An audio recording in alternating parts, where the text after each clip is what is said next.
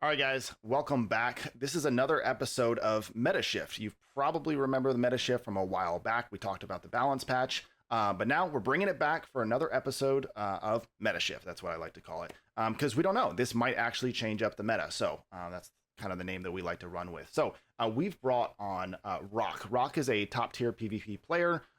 In Brawl Arena, in Challenge Arena, and just all throughout the game, a very top tier player. So we wanted to bring on somebody that really knows what they're talking about. Obviously, we want to know what their thoughts are on the meta. We want to know what their thoughts are on the different monsters, whether or not they're going to be good, they're going to be bad, where they fit in the current PvP meta. Obviously, guys, we are coming at this with a very kind of PvP mindset. You know, we may dabble into some PvE talk, but for the most part, this sort of podcasty video podcast is mostly focused on that PvP content, Challenge Arena, Battlefield, and of course, Brawl Arena. So I've got Brock here on Discord with me, so we're gonna let Rock introduce himself, a little bit about his summoner and his game style and whatnot. And yeah, we'll hear from Rock, and then we'll get into the rest of the patch notes. So Rock, you want to go ahead and introduce yourself? Yeah, man. So just for everybody listening, might be surprising, but I started playing roughly in like late February, early March of this year.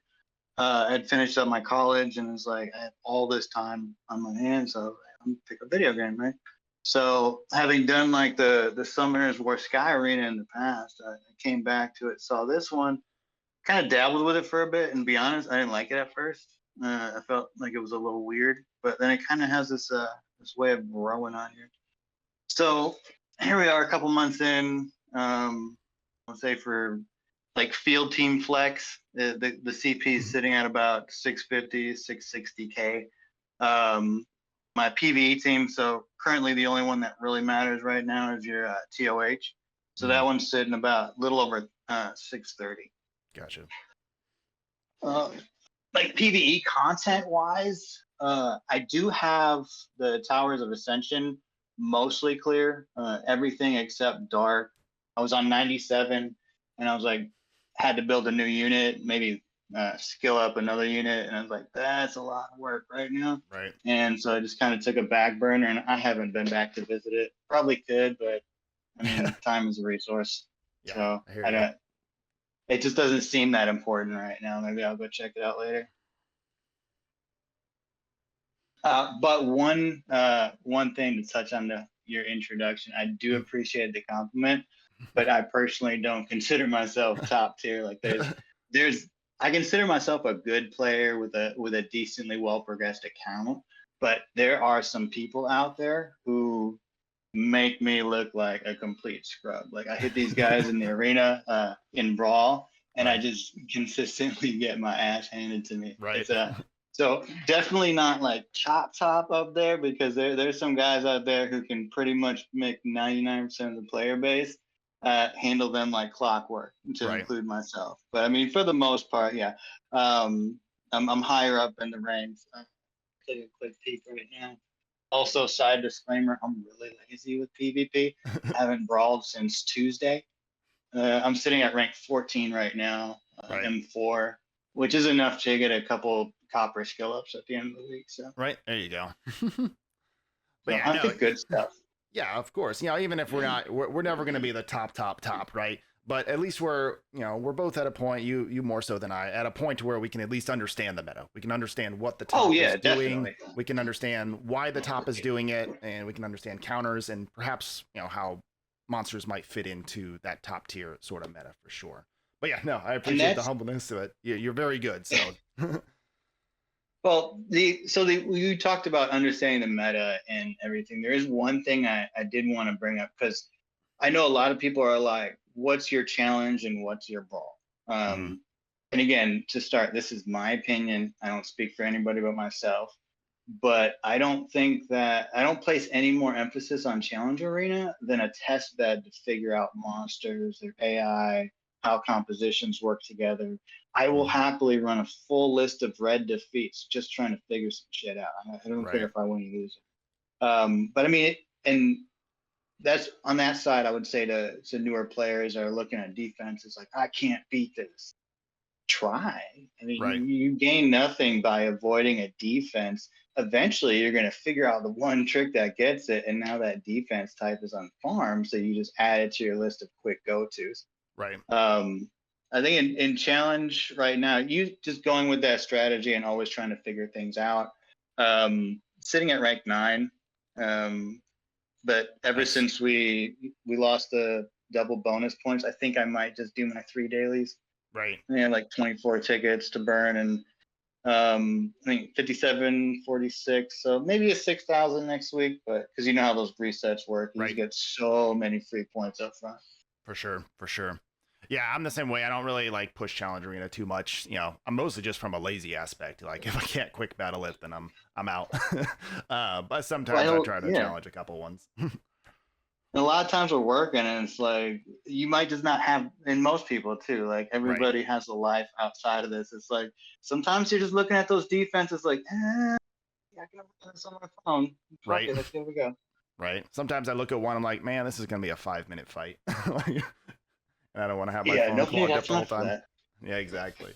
All right. Well, thank you. So that's Rock, guys. That's who we're going to be talking about. We're going to talk about a bunch of stuff today. We're going to talk about the meta, talk about summoners, talk about some of the monsters that got changed. So I guess my first question to start our conversation here is, how would you characterize the meta as of right now? Like, what do you think? How would you describe it?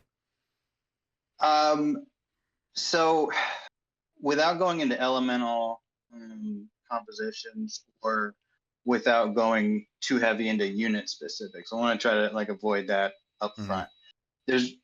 You really only see people going one of two ways. You're going to see people go very heavy into sustain, or the exact opposite side of that gradient and heavy into nuking something. Right now, and then kind of side note on that, you might have to go either way based on what that person's pulling out. Like, for example, if we know how many cleaves are in the arena, you can go all night fight. You know, say you drop 20 tickets in Brawl Arena, you're probably going to get 18 cleaves. Right. And they're all going to have just about the same team. So it's kind of like fighting the same person over and over and over again. So that meta style is very, very much into sustainment. I have seen lately a lot of the cleaves will put a lot of emphasis into them being a main damage dealer, even to the point at sacrificing survivability. And if you kind of learn the who's who, you can take out some cleaves pretty quick with some snaps. As long as you're like, oh, this guy's a glass cannon, let me kill him right away. Right. But it's either that or you have the snipes, not necessarily snipes, but more heavy-sided into damage, maybe rolling with a support. And I think probably more so for the Orbia players. Like I think you and I were talking about this offline. If you're rolling that heavy style of damage or damage, you're probably doing that because your play style or your character can't compete on the other side of that gradient. Right. Like an Orbia sustain team is not going to do so great in the long run against cleave sustains, which is very much more meta focused, right? Or more meta relevant right now, is teams that are just really damn hard to kill. So you have to up that damage in order to kind of reverse your strengths into their weaknesses. So yeah, they can sustain, but they're not pumping out a significant amount of damage. So you want to win that overall damage fight in order to get past that sustain, and then it starts kind of dropping. Gotcha. So yeah, so two sides of the coin, damage or sustain. And it's, as we've seen, it's mostly like Orbias, you know, either go one way or another, that damage or sustain, but typically more the damage. And then it sounds like Leafs, for the most part, stick with that sort of sustain. So it's really kind of based off your summoner in a way, which side of the coin you go to. Right. And I think that's why Kina is in there. There are some really good Kina players out there. For sure. Your boy Rue included. Yeah. He's probably going to hear this. So I got to give you some credit. Side note on that. I did not respect me wrong or however you pronounce your name. I definitely do now. That's a really good name. Yeah. But I think that by virtue of having to be on either side of that spectrum, that kind of puts Kina in a tough spot. Because when you see a Kina come out the gate, you kind of just got to play that one by ear. Like, which way is this player going to go? Because you can really go any direction. And if they kind of go somewhere in the middle, hybrid, it's not going to favor either side of the gradient. And so that way you can at least expose 50% of that team as a weakness. Right. And it's pretty easy to take through. So. Right. Gotcha. So, well, I guess on that topic then, we can move right into the summoner stuff. So Kina got a couple buffs, mostly to some of her healing, and sort of like her sort of burst healing, when that emergency healing. What do you think? You think it's enough, or because obviously Kinas are in a hugely great place in the meta. They're okay, they're doing okay, but they need a little bit of help. Is this enough? So this is my personal opinion. I'll go personal opinion on this before we go in. I feel like Kina. The way that Come to Us is going with Kina, they're kind of really indicating like Holy Pally, if you remember the WoW days, right? Mm-hmm. When I think she would be so much more effective if they started sliding towards Retribution. Because if like a Kina, if there's a couple people out there who make damage Kinas, and it's kind of sick. But for the most part, that Kina is completely irrelevant, to the rest of the fight, minus some heals and some buffs. But who doesn't bring that? Right. You know what I mean? All the heroes on the field are bringing heals and buffs. That's cool. But that in and of itself is not overly threatening. You know what I mean? So if she had a little something more to bring besides just being a manually used sustainment unit, then she'd probably be in a better spot. But I think as long as they keep going in that direction with her, it's going to be more challenging for more people to be successful with her. Not saying you can't. Like I said, there's a lot of good players from each summoner style out there. And they find ways to make them work. But just speaking on the general public, if you will, is that I don't think that's really going to help a lot of people want to be like, oh, let me go take that. Let me go take Kina into PvP. Right. It just doesn't sound interesting, not to me. For sure. We got Cleef over here getting a little bit more buffs to his PvE content, which has definitely been rough for sure. Cleef always has a rough time with a lot of PvE content. So I don't know if that really matters too much. I guess making things easier for Cleef and PvE is nice, but I don't know. Any thoughts on that? Yeah, so I'm kind of on the fence with this. So we as players make a choice. We're making sacrifices for benefits in return when we choose a summoner. I mean, they have differences, pros and cons, right? Sure. So I take Orbia, understanding that she's like any other mage class in all of video game history. She's throwing out some damage, but she's taking like 4 hits in the mouth and she's done. Right. And that's just life. That's life. I don't go into a brawl like, man, I need a shield. And, I don't. I'm playing a mage. So I'm going to be quick footed and try to stay away from some damage. So on the other side of that coin, and you might take this real harsh because I know you're a Cleef fan. I have no empathy for Cleefs not doing much in PvE like that. I don't, because they have such a greater advantage on the PvP side, where like you and I were talking about this before. It's not like a Cleef standalone is inherently better than any other class in PvP. I don't subscribe to that logic. But what I will say is that Cleef in a lot of the meta team comps that are coming out, it gives them so much more room to screw up. You know what I mean? And still be successful in the duration of that fight. If I take 2 steps into the middle 3 seconds early, I'm dead. You know what I mean? So you really, like on the, for Orbia players, you have to be extremely calculated when you're taking your shots, when you're going to expose yourself. Then I watch you on stream. And again, I'm not, if it sounds like I am, I'm not bashing this. I'm just saying it's a different style. You have, you've got strengths and weaknesses just like everybody else. So I watch you it's kind of like crowd surfing into the brawl arena. And I'm like, Jesus, man. Like my initial reaction to an opening fight is a drop step and back up to see what happens. You're just charging straight in. In a way, I guess that's like his kit is supposed to do that, right? With the shields and the Yeah, provokes and all the other things, you're supposed to be the one getting hit. right. And again, I'm an older video game player from back in the days. So when I think of something like a protection warrior, like you're not there to do the damage, man. You're just Right. not. Right. Right, for sure. Gotcha. So we got Kina, we got Cleef, and then Orbia, at least as far as the patch notes, didn't get touched. So what do you think about that? Do you think she's in a good place for everything, or?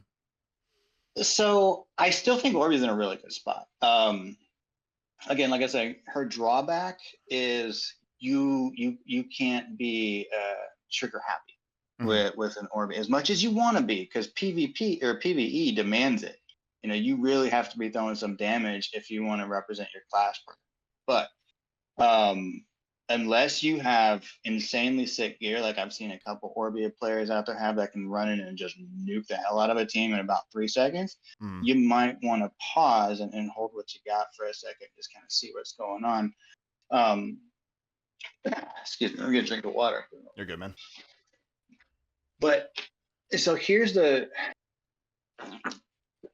biggest thing that indirectly affects Orbia. So knowing that Orbia is the one who's going to put out the most damage from the summoner class out of any of the summoners, that additional 10% damage reduction in PvP content hurts her the most. Okay. Because 10% to an Orbia is significantly more impactful than, say, 10% to a Cleef, especially a Kina. Right. You know what I mean? And Yeah, we like. I see that now. 30% damage reduction, and now it's 40% damage reduction. So just Right. overall less And damage. Okay. Yeah, and I mean that's of course that statement is discounting the monsters. Everybody has monsters. Akina can build a monster with the same damage I can, but just from the summoner perspective, that's 10% damage is going to hurt Orbia more than it's going to hurt somebody else. So while they made direct positive modifications to the other two summers, they inherently kind of slowed her down a little bit. Okay. Yeah. Which again, it's not the end of the world. It's not. You just kind of got to understand. Got it. And there's one little glitch. If anybody else is seeing this, like I ran it probably about 15 to 20 tests in Challenge Arena, and it's really Challenge Arena specific because you come out the gate, you run a light Orbia so you can open up swinging. That's the point. So the problem right now, since the patch, is that Orbia skill 2 shows that it's ready. And on the client side of the video game, you can cast it. You can cast it all day. But the server side doesn't register that it's ready. So if you use that skill too quick, like right away, coming out the gate, it's a null hit. It doesn't register, and you've wasted the actual action on your client side. Interesting. Okay. So you got to pause. I mean, I submitted a ticket. ComTOS isn't known for the quickest customer support in the world. Right. But I was like, hey, you guys, and side note on that, guys, please, when you're opening tickets to ComTOS support, be nice. Yes. They didn't cause you a problem. Half of them probably don't even play the game. They have a job like anybody else. Just be nice, explain your problem, let them help work through the process. And another thing on top of that, be nice to the EU, NA, Asia marketing teams, whoever's running their streams and stuff like that. All they can do is send in tickets just like you. Yeah, the tickets that the marketing teams for, let's say, North America or EU, they have a little bit more sway, right? So let them know your thoughts, but we don't have to be mean to them. They're not the ones developing the game. Right, and especially for all our IT folks out there. Yeah. I mean, your ComTOS support that you're reaching out to is like a tier 1 help desk. Like it's about, if you have a real issue, they can't help you, and you're going to have to wait for that to get elevated. For sure. So just everyone's got a job to do, and, we can put our thoughts out there, but it's always best to not be mean and rude to people in the chat. So I just see that sometimes in the chat, and it's kind of disheartening sometimes. So while we're still on the summoner, I was looking at Kina. So I was out doing some adulting the other day, and I'm in a waiting room for like an hour, and I was looking through some of this information. Let me see. I'd written it down because I don't I don't play Kina beyond just leveling her while I farm my Rage Blade, but like some people who do really play Kina, maybe you want to test this idea, maybe you don't. But 2 units got patched this cycle. So Kina and the Water Panda, right? There's a reason I'm using those 2 in conjunction with talking about this, because there's something interesting that looks like it might work. And again, don't take my word for it. I'm just looking at the numbers. So the upgrade to Fairy's Blessing increases, first makes it a bigger deal, 27% heal, and it reduces its cooldown to 11.7 seconds if used on a target that's under 50% HP, right? What else that skill brings to the table is skill haste, right? Skill haste, we love it. Team-wide skill haste. I think that's, I could be saying that wrong, but skill acceleration or something like that. Right.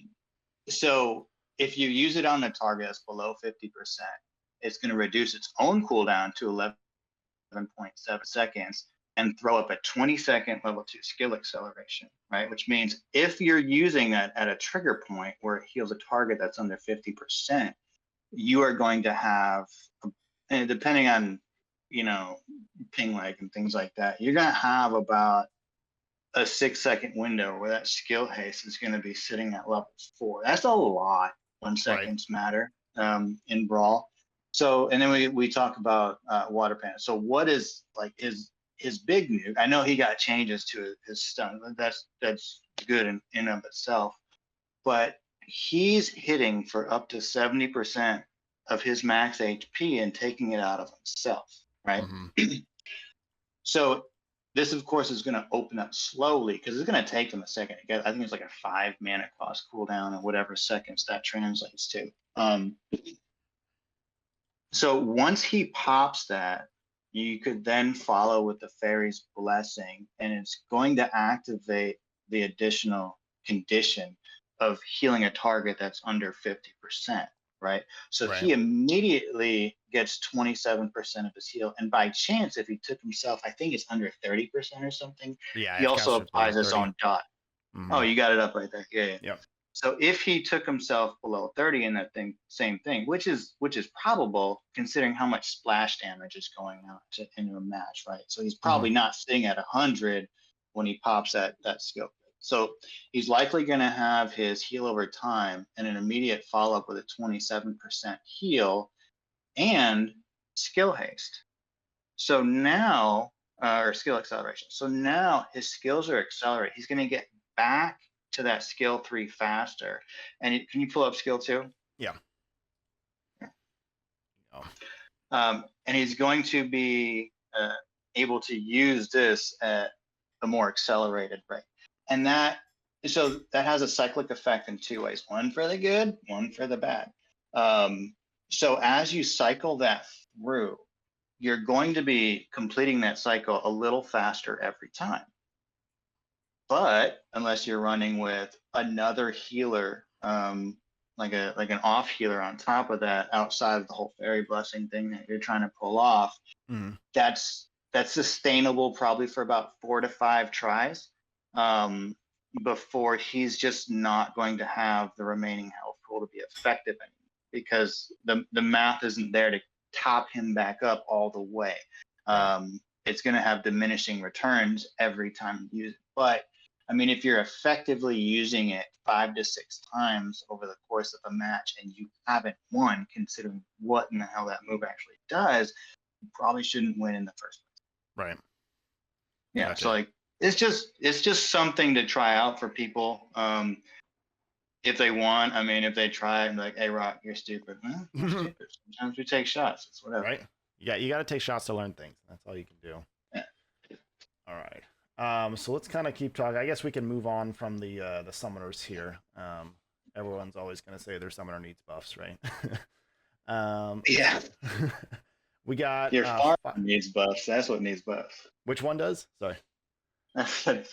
People's farming habits need buffs, yes. Not their monsters. Right. Yes. Need better runes, guys.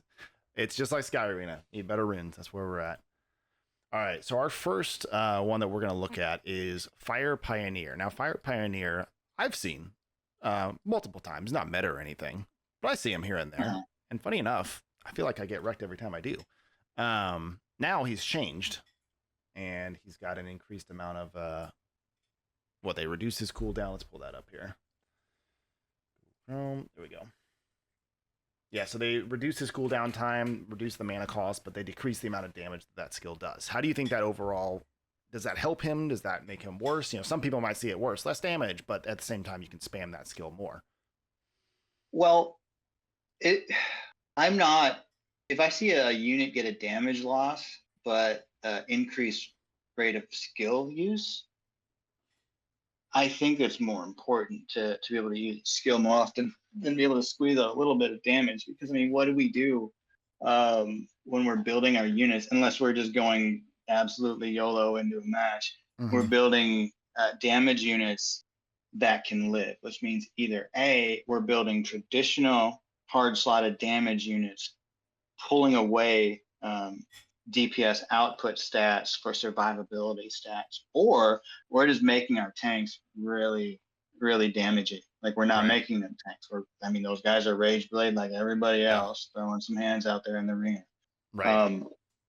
So in that regard, I could care less about the damage loss, but him being able to use, like, every time we see something that's a 5-second cooldown, it's like, why do I even want this in my lineup? I mean, that's the thing we've talked about before. That's the only, like, I don't pick Wusa because I plan to use them. Like, I don't want to wait 5 mana cost for anything. I pick them so you can't, just so I can throw them away later. You know what I mean? But yeah, same concept as she was. So I think that slowing down, or not slowing down, but speeding up his ability to use that isn't good for you. And by you, I mean Cleves. Right, for sure. Yeah. Can you pull up that skill for me real quick? Yeah, I've got it up on the... Oh, sorry, I've got the... There we go. So, yeah, the block many effects, that's one of those big trigger ones for Cleves. Like, that one, Oblivion, Unrecoverable, even, for our playstyles and stuff like that. But, yeah, block beneficial effects and Oblivion are the two biggest trigger debuffs for Cleves. Right. And I think that... This is probably going to upset some trolls out there, but I can do less of it. I think that is arguably more powerful than Orbia's skill 2. If I'm trying to kill you or any other cleaver out there, for example. Because, and come to us may see this and they'll hate me for saying this, but Orbia's skill 2 only works on paper when you need it to work for the things that matter. Like, a cleave can be sitting there riddled with every buff in the world, screaming, I don't actually have resilience. Or resistance, what it's called in this game. Right. I don't have resistance, but yet the only buff I do have on me right now is this invincibility that your 100% proc rate and 90+% accuracy build is never going to strip. Right. There's some shit on it. Let's say that. But anyway, the monsters always seem to behave the way that they should behave. Does that make sense? Yeah. Yeah. So I think that Chiwu, especially being on a 3 mana cost cooldown on that, which means it's not just Orbias you have to worry about who are going to strip or who are going to block your beneficial effects. Like, now a lot more people have access to something that can take you out for that. And I mean, that works for Orbia too. Right. Being able to stop any sort of last minute survival mechanism. For sure. Yeah. And Chiwu's got some other cool skills too. He's removes beneficial effects from a target. Strip is always extremely important. Obviously putting out damage. He does decrease the mana when he does a successful removal. Mm-hmm. And he increases the skill cooldown by 20% of all the skills. So if it's a cleave, that cleave is kind of getting shut down by this Chiwu.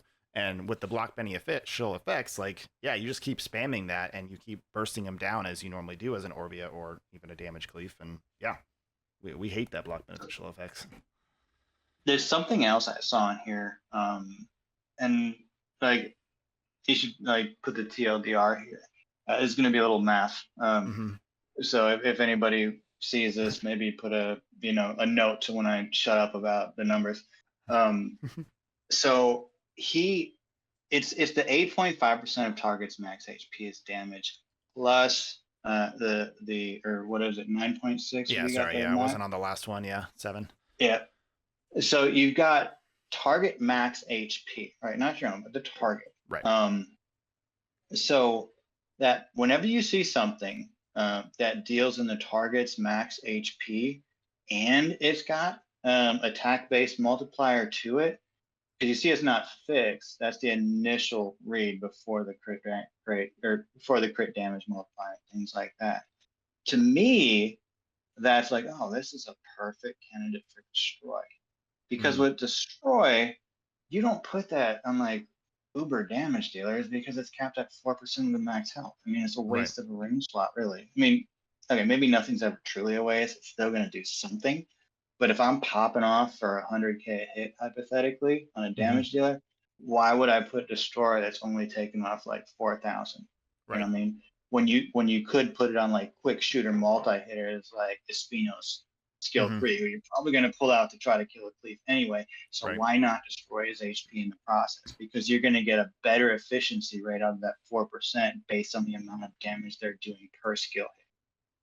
So this is probably one of those things. You're going to be trying to, you know, hunt somebody down, probably somebody who, if they have those important buffs to proc, is also going to be a little more sustainable inherently on their own. So I think it's probably a good spot to pocket a couple destroy runes. I'm not saying a double destroy or anything crazy, but you just throw them on there as an offset.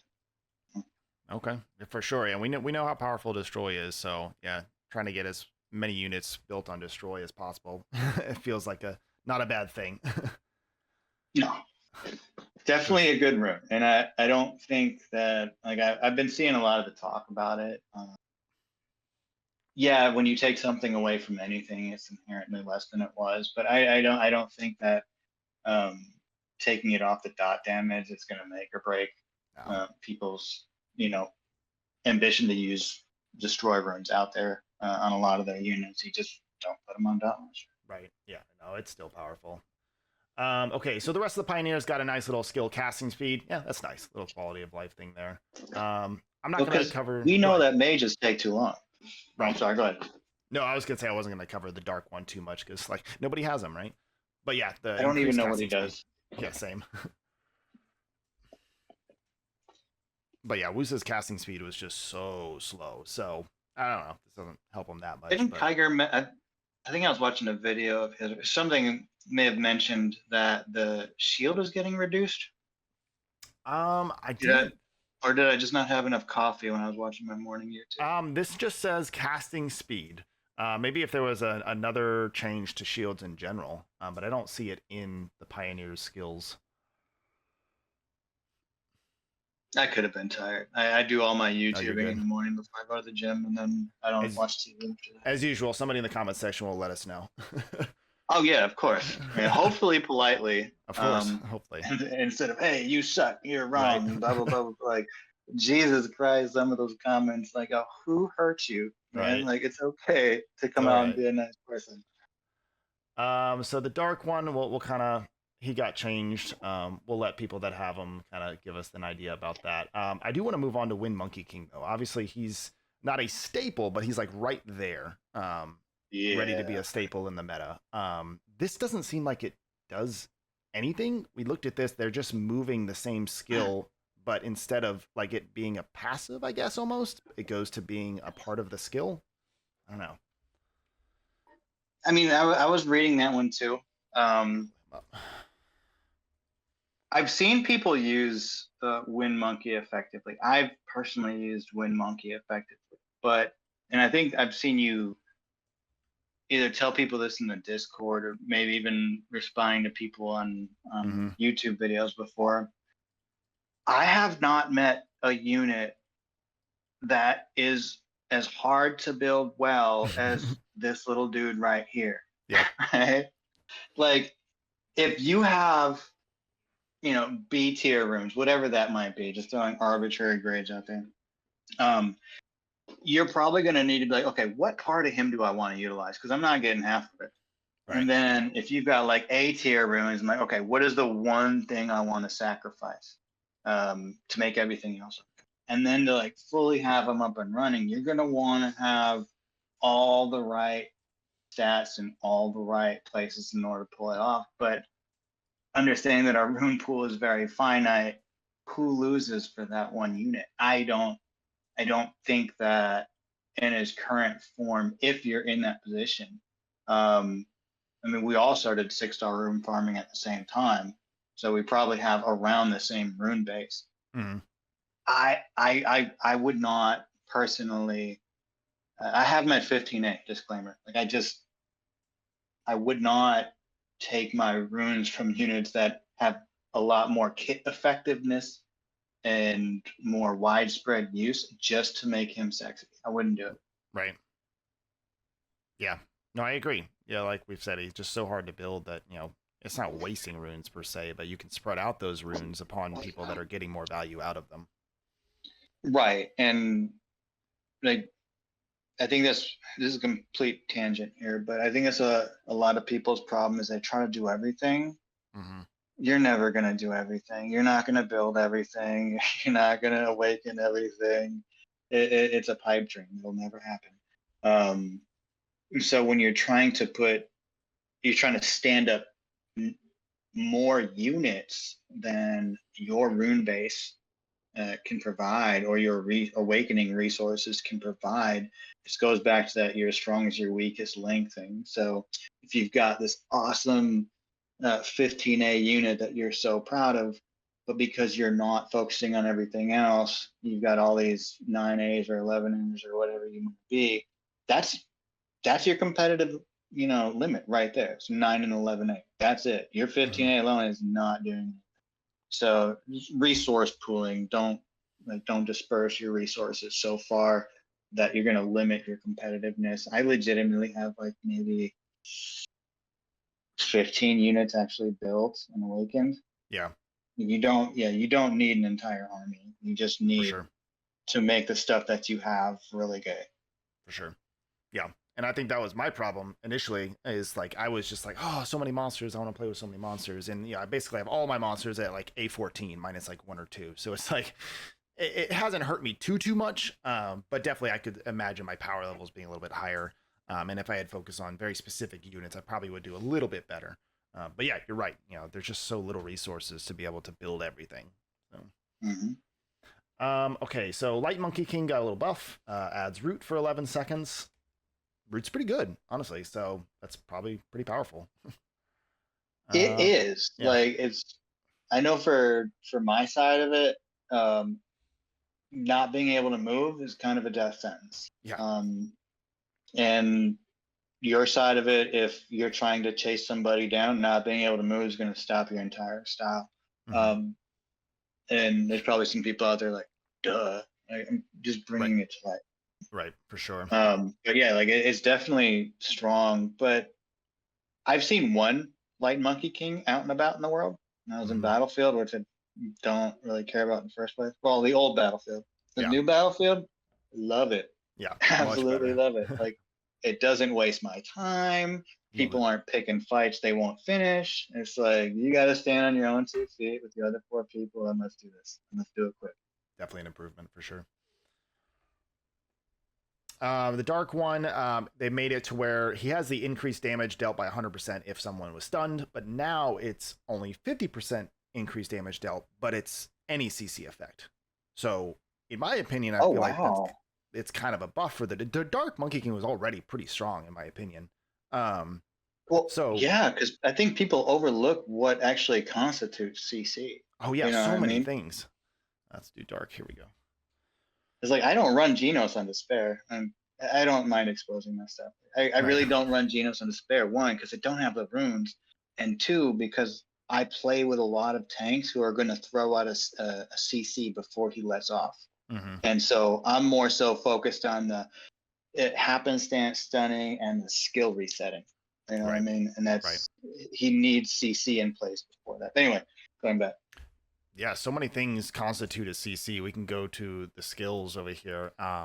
And if you click on a skill, a harmful effect here, let's say one that doesn't quite make sense, silence, right? Silence is considered a CC effect. It's a crowd control effect. So anything that has this, and I got it up on the screen, boys, anything that says CC effect in brackets right there before the skill, So that's silence, that's oblivion, that's stun, that's fear, sleep.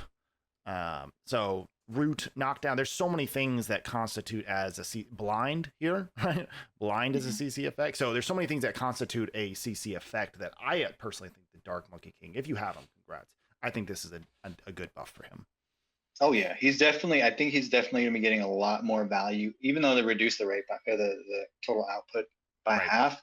I didn't even count, but going off how many possible CC options there are, right? I mean, if you're hitting something with a value of 10 3 times versus hitting something with a value of 5 30 times, like it's like you're getting so much more out of this. Like it's okay if the big number isn't that shiny. It's going to be more effective. Right. And as we know, like big numbers don't really help us in PvP too much, right? Like having they really don't. I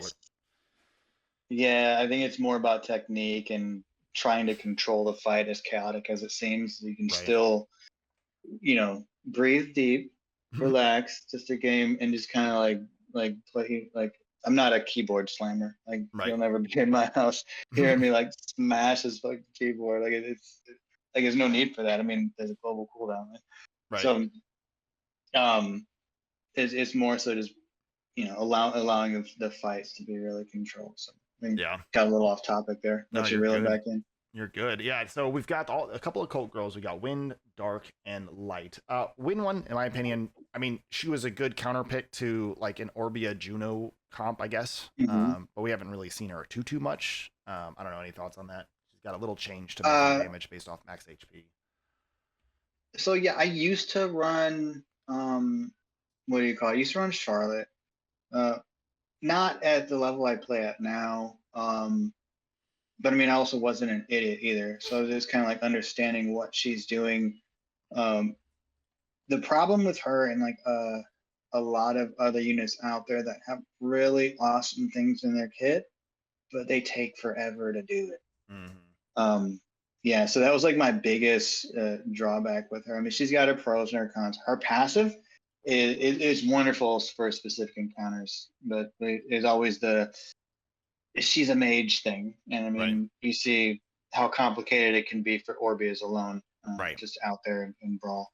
So she has long cooldowns and slower cast animations, which were like my biggest previous issues with her. She'd probably fit like well on a slower, safer team, especially since they added HP % base damage to her kit, which doesn't take as much away if you were to build her. Like on an HP build, with some attack in the subset, she would output more than she would have before, where you just needed to do that so she wouldn't die before she got to her effectiveness.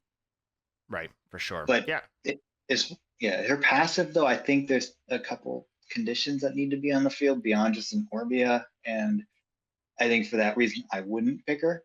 I might regret that comment in the future. I don't know what's coming, but like I just feel like I would need more conditions on the field than just Orbia for me to want to pull a Charlotte out. Right, for sure. Yeah, it's like what are some of the other monsters that do the mana regen? Obviously Orbia, obviously Juno. So picking this up against a Juno isn't phenomenal. There's a couple other monsters out there, but the staples, is Orbia Juno. And I know people did bring this out a little bit. I think this will help her a little bit. Heavy water meta, stuns, a lot of utility. But like you said, mage, which is typically a little squishier. Yeah, the HP scaling does help, so you can build her, more HP like you should be doing for PvP anyway with all your damage dealers. But yeah, she does have a lot of utility, but it's the 5 mana cost. Literally, as you've said before, anything with 5 mana cost is almost an instant nope.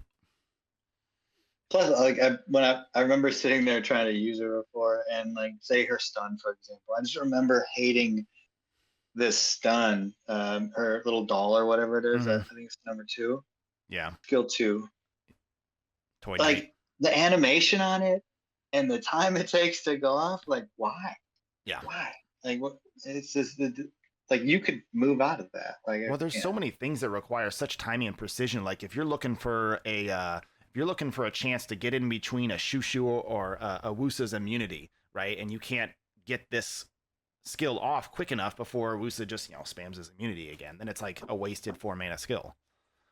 Yeah. So Yeah, we need reduced cool times on a lot of stuff because, like, I think we are way more precise in PvP than our monsters are, if that makes sense. Like, we need them to be quicker so we can make those Yeah, decisions. I don't think anything should. Honestly, it'd be just a wild idea. I think everything should be between 2 to 4 mana cost. Things would go quicker. We wouldn't be in there as many. It might get a little crazy, but that's okay. But it would just be a lot faster pace, and I think it would make just about any unit viable, which I really appreciate because, and we can kind of talk about it later. I have meta units. I'm not a fan of meta methodology, and because of what it does, the effects that it has on like the people who put other people down is like you're either meta or you ain't shit. Right. Wow, bro, Yeah. chill for a minute. And then you have the people who, like in the Discord, they just come because they're trying to have a quality playtime experience, and they're looking to get information from people who know. And then you pair those two together. You have the you're meta or you're nothing with the people who are just like a sponge, ready to absorb any information they get. And now they don't even know how to play the game. They're just grabbing the quote unquote meta units, and they don't know why they're effective. They don't know why they're picking them. And then you just end up with the exact same comps with different names behind them. And it's just, it kind of like takes away from the differentiation in the game. Right, for sure. So we've got dark and light. So I know from personal experience, dark is nutty, and it just already got buffed here. Then light is, I've seen light used in Battlefield quite a bit, actually. Some of our top players. Yeah, some of our top players. Fixie is one of our biggest players. He uses the light one in Battlefield. So the dark one, I've got it up on screen here. It goes 443% of attack as HP recovery is changed to attack as, or 500, so more HP recovery. And then Dark Guardian Angel changed 67% level 1 undead for 11 seconds to 77% chance. So, and then skill cooldown is from 10 seconds to 7. Let me pull her up on the screen here. So overall, like, I get messed up by Nikki. Mostly because of the undead. As you know, like, my comps are, bruiser, healing, support, sustain. So this gets thrown on me, and like, I'm just killing myself. So I'll take one for the team. I'll be that guy for everybody else out there. What's undead? What does that actually mean? So you don't see it everywhere. No, you don't. Literally, Nikki is the only monster that does this. Receive a portion of recovery as damage when receiving recovery that does not recover HP. Oh, let me turn off this so you can see it. So basically, as you're healing yourself, you're killing yourself. If that kind of makes sense. That's sick. Yeah, receive a portion of recovery as damage when receiving recovery that does not recover HP. It's interesting. So I get this applied on me. I try to heal it off. You got to cleanse it, right? You got to cleanse it off. And sometimes you're bringing in monsters that aren't cleansing and they're just healing or something like that. Right. But yeah, so I get wrecked by Nikki sometimes, so she just got even better. So for those that have her, congrats. That highest attack thing too, though. So it appears. So like, I know for me that would target me immediately because I think I have like upwards of like 8,100 attack or something. So I'm definitely the target for that. Right, for sure. Okay, so the light one. Let's see, nullifies the skill hit 3 times. Nullifies the skill hit. Let me go to the light one right here.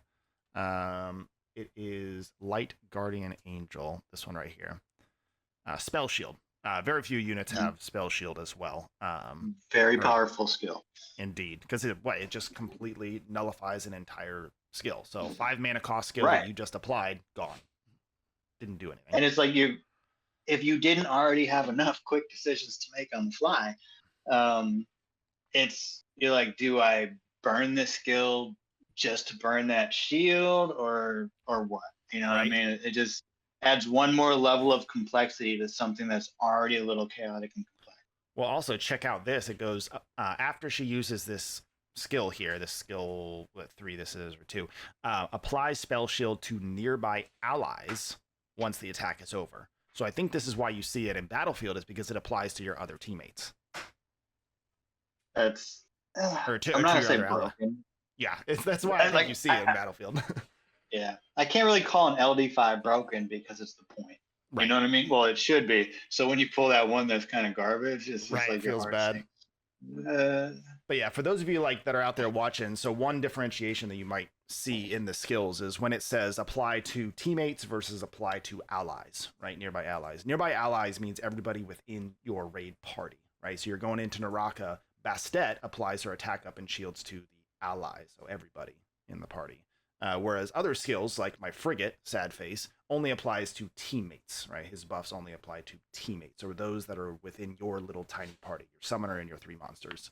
So, little differentiation there, which makes this really powerful, the fact that it goes to allies too. I'm curious if we start seeing them, because I mean, I see the traditional stuff, your Eleanoa's or however you say her name, and I always forget it. Lima, Yeah, the Light Oracle. Yep.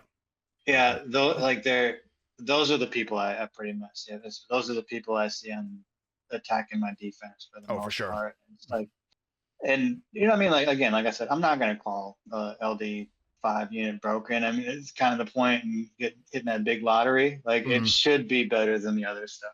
It's what it is. For sure.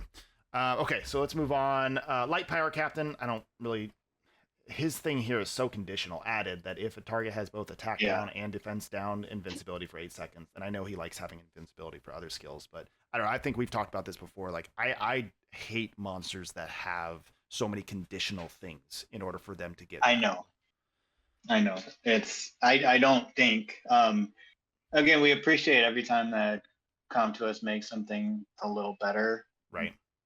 Debatable on what that means. But anything that's just like is so conditional, it's almost not worth the mental energy, because you just take the regular draft, right? You're trying to stick to your main composition style. If you stick to the exact same team over and over again, unless you're just flooded, you have an account flooded with LD5s, you're probably not going to be successful in the long run. So you're trying to make those decisions. And what I would never want to have to think about is this unit counters this. If then statement to follow, like, no, I don't do that. Well, it's also just the nature of this game versus Sky Arena, where it's like, where Sky Arena, it's turn-based. We have an opportunity to really like sit down and make these calculated decisions. But Brawl Arena in this game is just an all-out brawl fest, right? It's in the name. Yeah. And you don't have time to think about some of these conditions and things. And sure, if you're able to do that, you're going to be at the top of the leaderboards because you can make those right decisions. But even for those people, like, it's tough.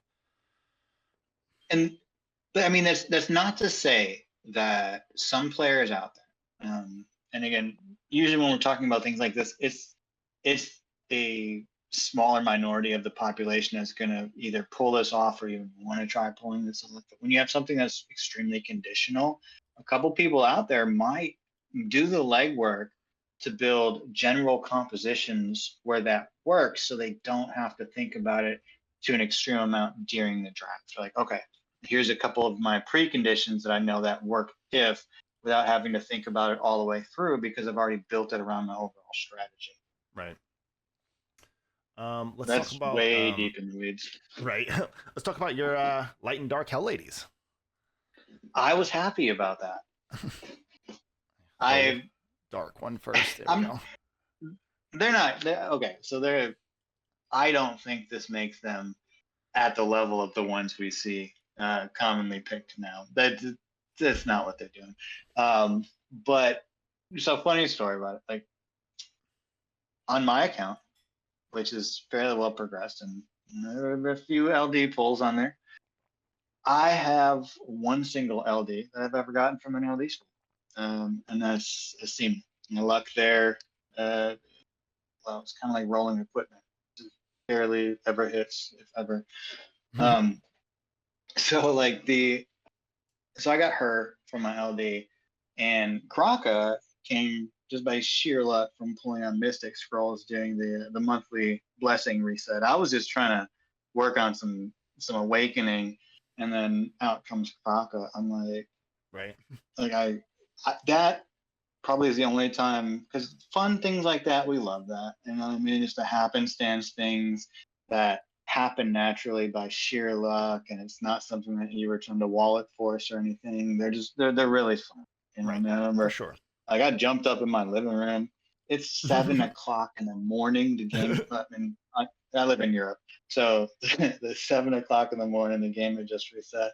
My wife's there just trying to drink her coffee, and I jump up, almost throw my laptop on the ground, start doing dance in the living room. It's things like that I realize. They kind of make you feel good. It's those small moments, you know. For sure, man. We love those moments. But the problem, like after that excitement fades and you build the units and you go out to test them, that's when you start to realize how good, bad, or somewhere in the middle they are. So both of them had some fundamental issues that after I built them and tested them, I reset them and used the resources for other things. They were sitting like 2 little level 1 LD5s and then, all the way at the end of this. So Asima, like her biggest problem was, so that flash to bang between her passive proc and the damage she does because of the long cooldown was just way too long. That passive is only up for so long, and by the time she gets to actually doing something with it up, like she's wasted over half its value. So, and that's also a long time to get stripped, to get stunned. You know what I mean? So that buff is almost over, and like she's a warrior. She's going to be up front. She's gonna get popped in the mouth right away. That's how she's gonna do it. And so that passive is going off, but she still has to wait for this damn timer or this mana if you're trying to soul link her. I wouldn't personally soul link her. I think she's better off soul link, just doing her AoEs and shit that she does. So there's a lot of other things that could be going on with other units than waiting for cooldowns. You know what I mean? So it made it really hard to be like, I felt like I'd be even wasting a slot if I added her. Like, I'm not fascinated just by the sheer fact that she's an LD5. Like, I feel like she would waste a slot. And Kraka had another issue. So I got Kraka and I posted in the guild Discord, and some guys were like, hey, her spawns are broken. I'm like, well, that seems weird. And so I went out and just started testing it in the field, killing field units and whatnot. And it's not that her spawns were actually broken. It wasn't. It was that they entered the fighter, they spawned as if they just came into a brawl or an arena match, waiting for their skills to be ready to use. So I was like, that's not really effective, because when you hit that major passive proc, that should be a battle turning point where those things are coming in and replicating her big AoE damages. Right. But they're not. They're skill one hitting. Like, ooh, that's not really doing it. So that was her thing. So she got put back on the shelf. But the beauty of this patch is it kind of addressed both of those things. Right. So Asima's passive cooldown, it reduced to 20 seconds. I think it was like 25 or something like that before.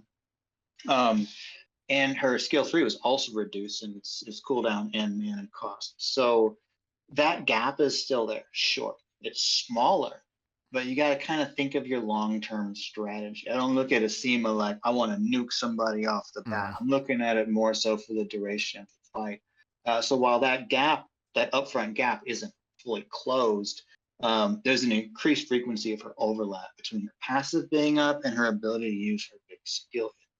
And keep in mind what her passive does. Her passive brings her damage to the table. Look at that.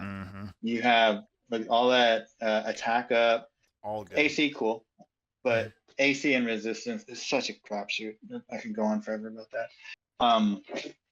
So you're gonna pop that massive amount of attacks. So if you're looking at her for the long term, not trying to get a quick kill because you have too much of an upfront gap, you can push you can do like a despair blitz. That's what I have her on. With the majority of her main stats actually pushed into HP, CR, and CD. What that does is it builds a shell for her passive to live in when it's up and when that frequency overlap is going on. And because everything she has is AoE, it's despair all the way. I don't really think that she's a good destroy candidate.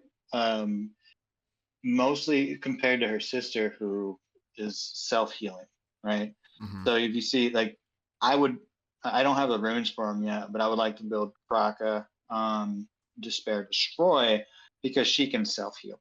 And when you have something that can keep itself alive versus something that's having its damage consistently destroyed, as long as you don't have any fluke damage coming out of left field or something really weird happening that shouldn't be, she's going to win that fight. Just straight up numbers. You know what I mean? She's healing herself. She's destroying. She's going to win the HP battle. But apart from the runes, she got 2 spawns now. So it's not just 1. And they spawn with skill haste. So that I have not tested her yet.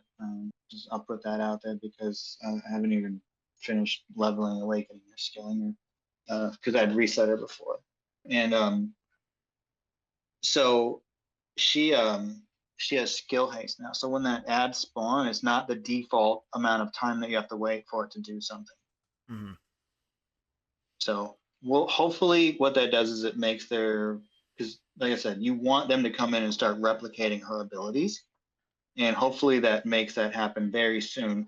If not immediate, that'd be pretty awesome, especially if she procs 2 of them.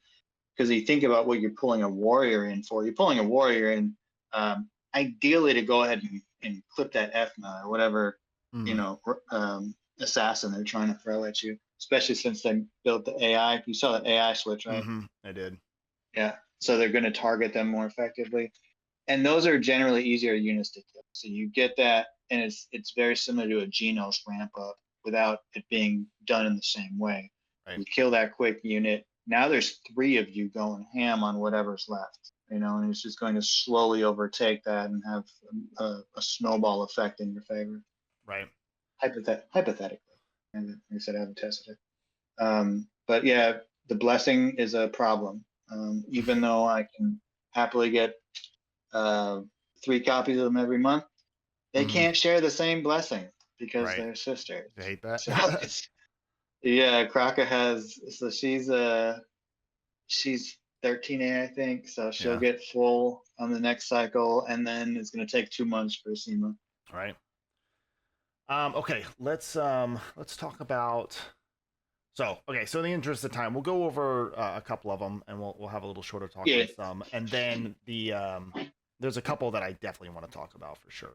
Stuff that people have been talking about. So we talked about Panda Warrior Water, nice little buff. We'll see that. The light one, Dragon Dance, gets buffed a little bit as well. He's LD Nat 5. He deserves a buff. He deserves to be decent. So any thoughts on those 2 outside of it?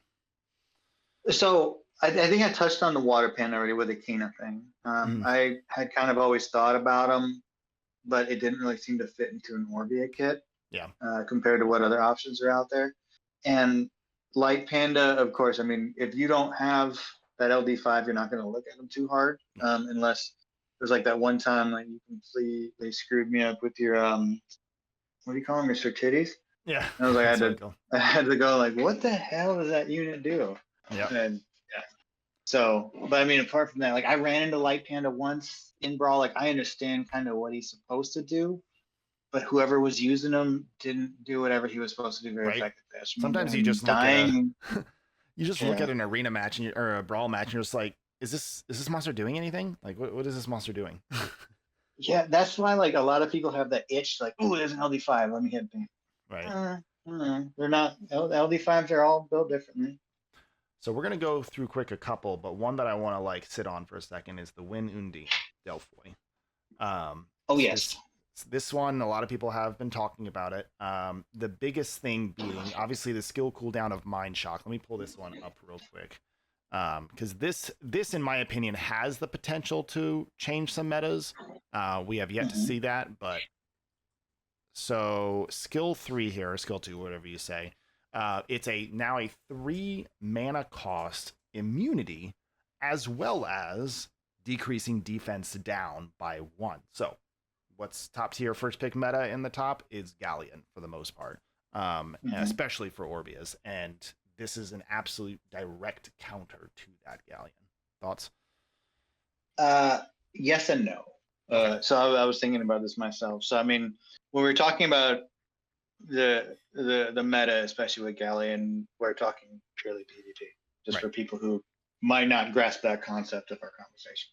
So I don't use Galleon as a defense breaker. I mean, it's a happy plus. I use him as a turn cycler. You know what I mean? So she doesn't counter that. Right. She's not going to stop me from speeding up my other unit's turns if I have a Galleon on the field. I have other ways to defense.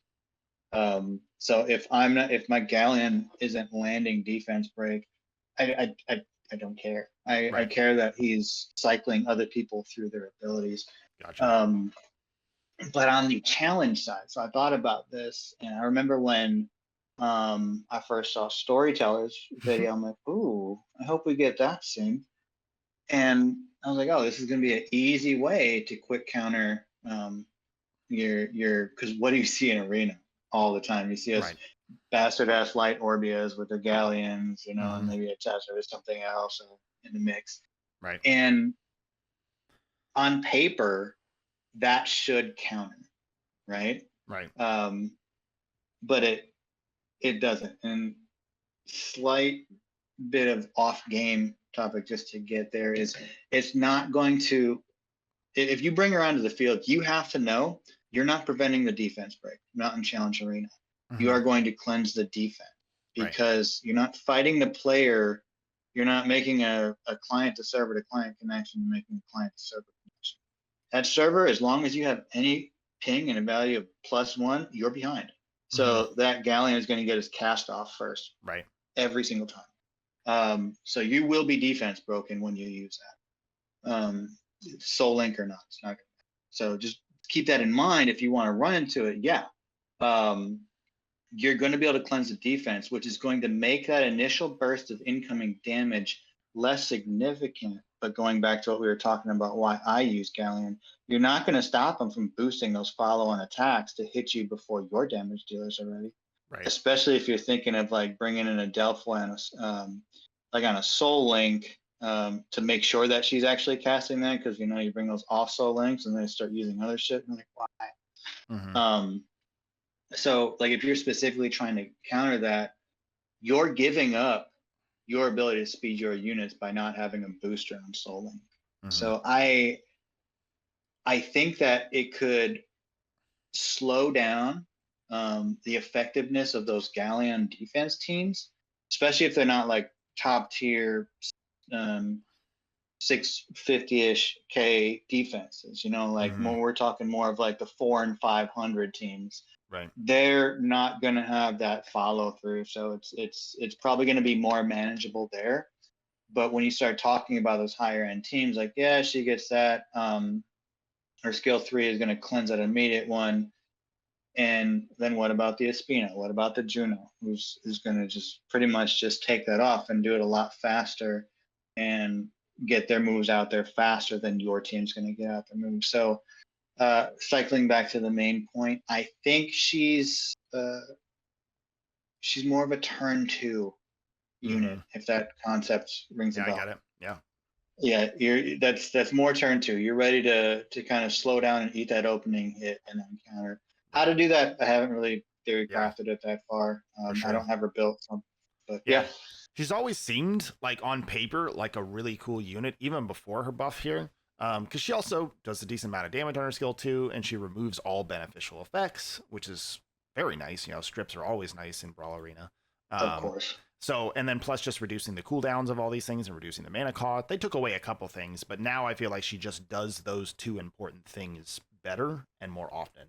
So I feel like she definitely could have a place moving forward. But like you were saying, will she be that exact Galleon counter? Maybe not. Will she slow down things? Probably. But yeah, she's going to take away half of what he's doing. Well, depending on what value you give for it, he's going to take away some of that, but you're not going to stop his turns. Let's see. So yeah, so that's going to be really cool. Looking forward to seeing that. I might build her one day and see how that goes. We're going to skip over Hyano Kim. Nobody uses Hyano Kim. That's the hobo in a tracksuit? Yeah, that's the one. That guy. I don't know who that is. I think I've seen him once. Yeah, he was the collab unit that was broken, then they nerfed him, and then he was so nerfed that people just don't even use him anymore because he's nerfed, but they also don't use him out of like I heard that like Korean players don't like to use them because of how kind of scummy the nerf was. Like everybody bought their Hyuno Kim and then they like nerfed them within hours or something like that. So That's kind of whatever. fucked up. Yeah, a little bit. So a lot of people are just out of spite not using them. One that was like originally my favorite collab unit and ended up being Narin Ha being the better collab unit for most things. But Ryeong is the wind one out of that original collab. And for those of you that don't know, they did sort of quasi confirm that they are going to be bringing these monsters back. Old collaboration monsters, if you missed them, it's just probably going to take a while. We already have a queue of monsters that they got to put out. So they literally were just like, yeah, that's a good idea. We should do that. So they haven't even put these monsters into development yet. But Ryeong wind, defense down level 1, change to defense down level 2. With 100% chance versus 92% chance. Rue specifically uses Ryeong quite a bit. Yes, he does. Yes, he does. And to be honest, if it wasn't for getting my ass kicked by Rue, I probably would not have given her any thought. Yeah. I really didn't. It was more of like a whoa, wake up! This unit is actually somewhat powerful. Right. Kind of. So, but here's if you can pull up that debuff real quick. Yeah. What really is the difference from level 1 to level 2? Because typically with these debuffs, you're going to get the most value out of level 1. Sure. Looks like 50 to 54. So is that really significant? Yeah, I don't know. Everything is like every little thing matters. Sure. I don't want that idea to get lost. Every little thing, if you can squeeze value here, then you squeeze value here. So it's definitely better. And you said it increases proc rate to full. Yeah, to full 100%. So I think that's more important than anything. So if you're just landing any defense break all the time, that's what's important. Because we'd have to ask him like what his thought process is into pulling her into the team. But if it's to go out there and land that D break, especially being a Kina player who can't inherently throw a lot of those debuffs out the way that others can, and then that 8% goes off at the worst time, and it can kind of for sure. We'll skip over a couple here. Magic Knight Fire, I mean, they're there, they exist, but I don't see really anybody using them in any meaningful way. I think I skipped over that note. Yeah, same. Light Valkyrie, they did a couple things to that. They added a bunch of stuff, so we'll see if that's useful or not. I do want to get through some of the more important ones here. Fire Beetle Knight never had a place in PvP. Applies a shield now, so I don't think that's going to be a huge deal. There's a lot of strips, a lot of other things, but he in a very niche way. And I do like to think outside the whole meta box. Sure. I was actually kind of upset about the Right-ish nerf because they took away his electric shock, or not nerf, but buff. They took away his electric shock, and I was using that for a combo reason. But so Beetle Knight, can you pull him actually up? Yeah.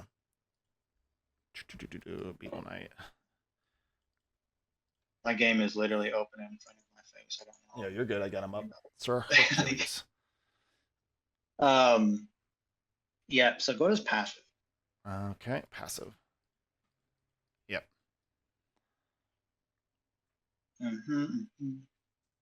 So cast Hellfire Charge. If beneficial effect is removed or stolen, cast Hellfire Charge. And what does Hellfire Charge do? Silences. Yeah, removes all beneficial effects, silences, max HP shield, damage. Biggest thing I'm looking out of there is the silence. So when you have like something like Juno Soul Linked, right, and you're using it for that spam, that mana cycling, that stripping, the whole nine, I definitely eyeballed that before to try to think if it was worth building or not. I ultimately went with no. But this is again for if a player has this and they're limited on other things. So if that Juno is going for strips, you can buy yourself an 8-second window where she's shut up and you can take her down. Right. For sure. Yeah, I think this is a good one to bring up too, because he is a free monster, right? So everybody has the opportunity to use Sir Hercules. So he's also, by the way, really good in tier glands if anybody wants him. Okay. Dark Beetle Knight, still probably going to be trash. Dark Ifrit, that one I think we just talk about on a PvE sense.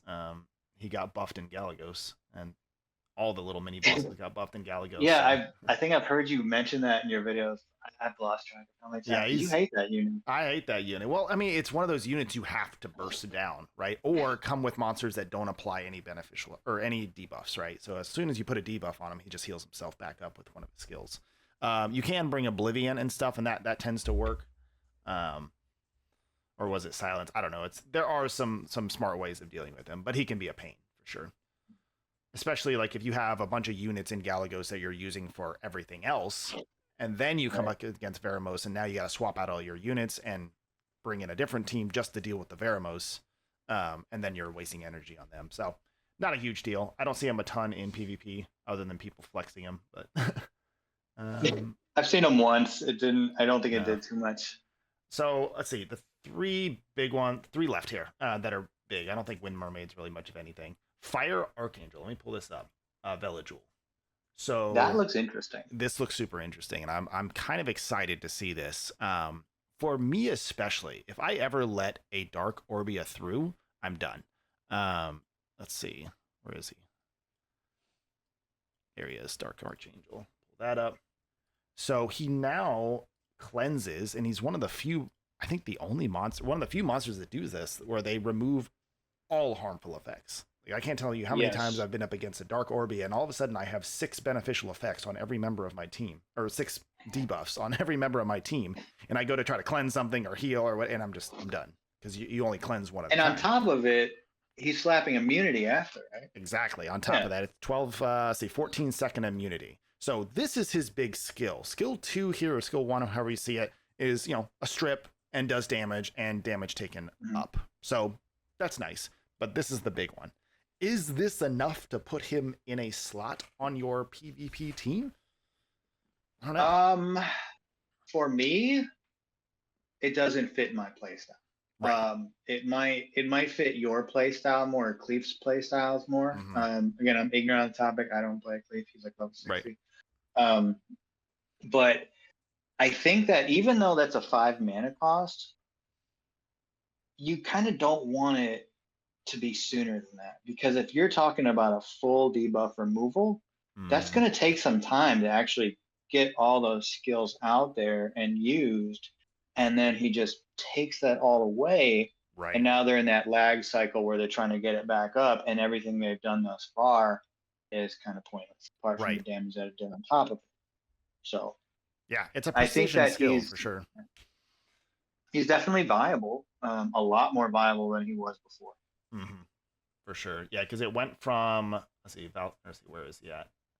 Archangel Fire removes 2 harmful effects, which was already a lot. Most units only cleanse 1, to removing all, which the sheer fact of they didn't buff it from 2 to 3 or 3 to 4. They said all. And it's so very often that you have 5, 6, 7 debuffs on you or your team, especially if you let a Dark Orbia through for whatever reason. And then there's other monsters out there that love applying debuffs. So yeah, it is a very debuff heavy game. Like, there's a lot of debuffs. So I really personally feel like, even though it's 5 mana cost at 30-second cooldown, if used at the right time, can be the game shifting moment into you doing what you need to do.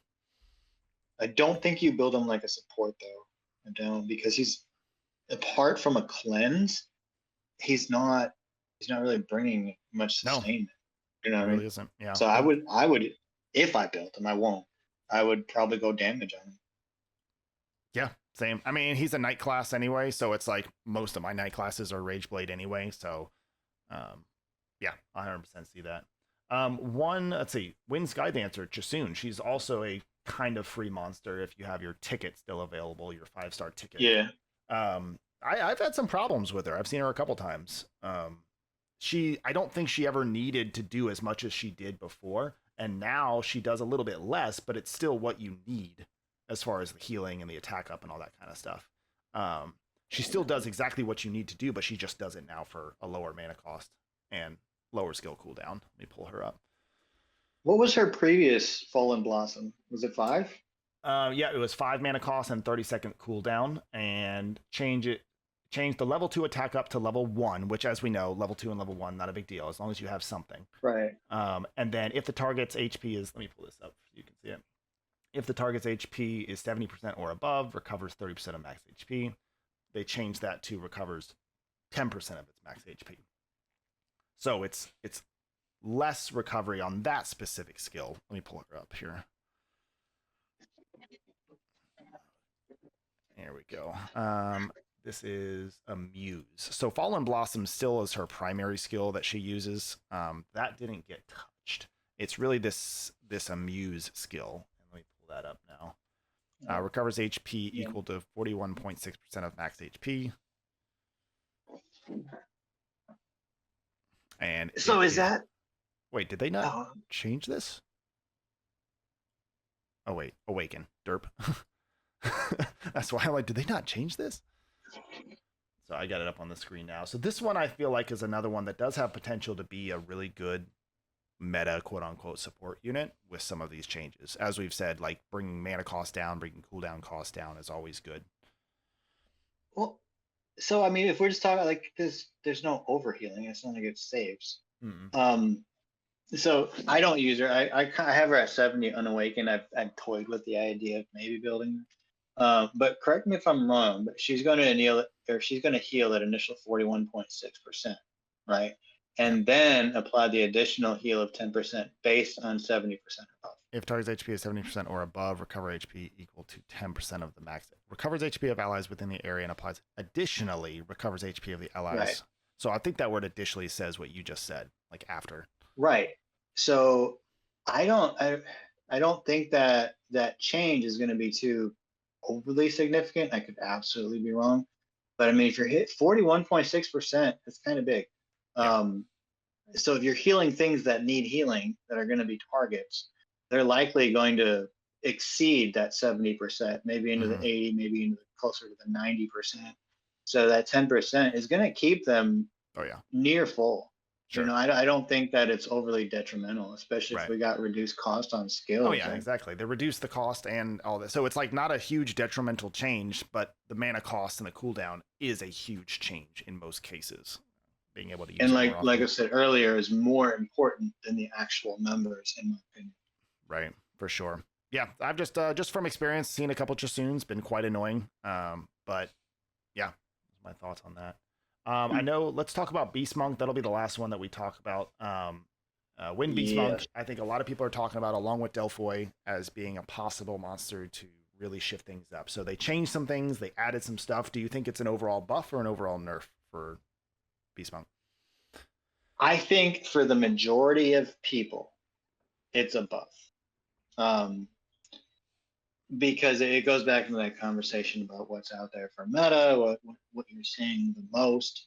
I personally used him to combo with Axion, so I could just freely charge people on the field while he's silencing, and Ritesh was throwing up provokes and the conditional electric shock to make that silence happen. But that's not common. So, but what people are going to be looking for is this whole, I like his skill too, right here, especially because of the whole 3 mana cost. If defense down is removed, applies defense up. And like that's, I mean, I think that is actually, as small as it might seem, is like low key huge, because if you're trying to break defense, you're the type of team that kind of wants or needs that. So if you, instead of just simply removing it, now you're reversing it. Now you're increasing defense, which really negates what you were trying to do. So I think that's definitely going to see some play once people get him built and skilled up and see how he performs. For sure. Okay, so the other changes to him was Trick of Wind, which is his skill 2 or skill 3. Trick of Wind, skill cooldown 26 to 20, always good. Mana cost 4 to 3. So nothing else changed except for the shock was removed. And Right. Yeah, for everybody, don't get lost on my side rant there. I was just using him in a specific way, and they took that one Right. thing away. So that's just me being a little irritated Right. about that. But overall, a 3-second provoke. Yeah, it's Or wait, yeah, 3-second provoke. Sure, 3 mana cost to do Or 11 3 seconds mana. of 82% provoke for 11 seconds. You know, continuous recovery to itself, so not the team. Does damage based off its max HP, which I think max HP damage dealers are slept on a little bit. You know, Ryeong as well as Rakan, as we've seen a little bit of that too. Mm-hmm. But yeah, so that was changed. Trick of Wind, they just removed the electric shock, but obviously I think it's still definitely a buff for sure, reducing the mana cost. I think 3. So that's like one of the reasons that Fire Panda is, in my opinion, still very, very viable, is because the provoke is on a 3-second, right? Because with the exception of 1 or 2 monsters, or not, we've been talking too long. 3 mana costs. Words are getting hard. Because it's on a 3 mana cost and a short cooldown, secondary to 18 second, which means this is one of the first things going off in that fight. And the sooner that a summoner who actually needs provoke to happen gets that provoke off, the faster they're in control of the fight. So I think that him reducing that 3-second cost on top of having his skill 2 upgrade, that's going to be pretty important. For sure. But yeah, so we'll have to see. I think Ryeong, as usual, we know that night monsters do very well in PvP for the most part. So it'll definitely be interesting to see if he will be able to kind of shake up a little bit of that sort of water meta that we see right now. Okay. He can hit hard too. For sure. Dark One got a little buff, and then just to close it out, we'll talk about Wind Mermaid. I was having trouble. I was reading through Wind Mermaid. Let me pull this up. I gotta look at that. Yeah, shield equal to. Let me pull her up on the main screen too.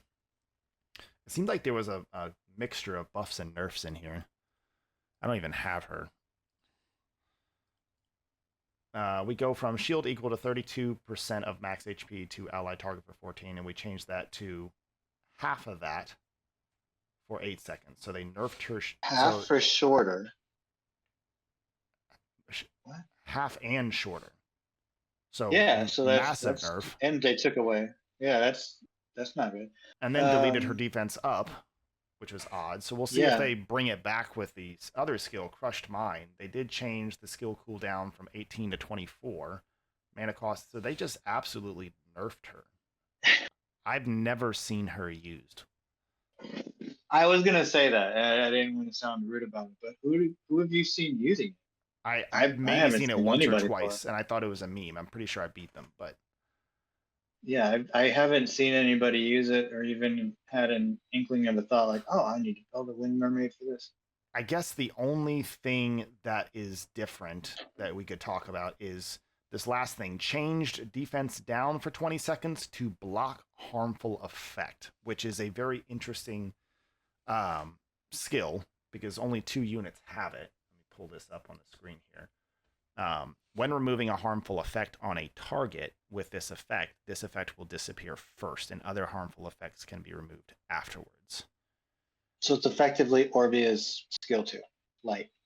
So it's okay. So you have 3 debuffs, and you have Veligil, who cleanses all, or say, block harmful effect removal. Yeah. So Veligil would have to cleanse this first before he could then cleanse everything else. So he wouldn't be able to cleanse all things, right? Oh, okay. Right. Yeah. But there's not a lot of monsters out there that cleanse more than one thing at a time anyway. Or okay, but if this block harmful effect, if this debuff was applied later, then you couldn't cleanse anything until this is removed. So you know how like there's an order of things that you cleanse, and it's based off of like when it was applied. So you would have to get through cleansing all of the other stuff first, then you got to this because it was the most recent thing applied, perhaps. So I could see this being very powerful if it was like the last thing that you applied in a stack of harmful effects. I don't know, it's an interesting skill. The reduction in the rest of her kit, does it really justify bringing that in on a 4-mana right? cost. And it's also super situational, right? That's another one of those things.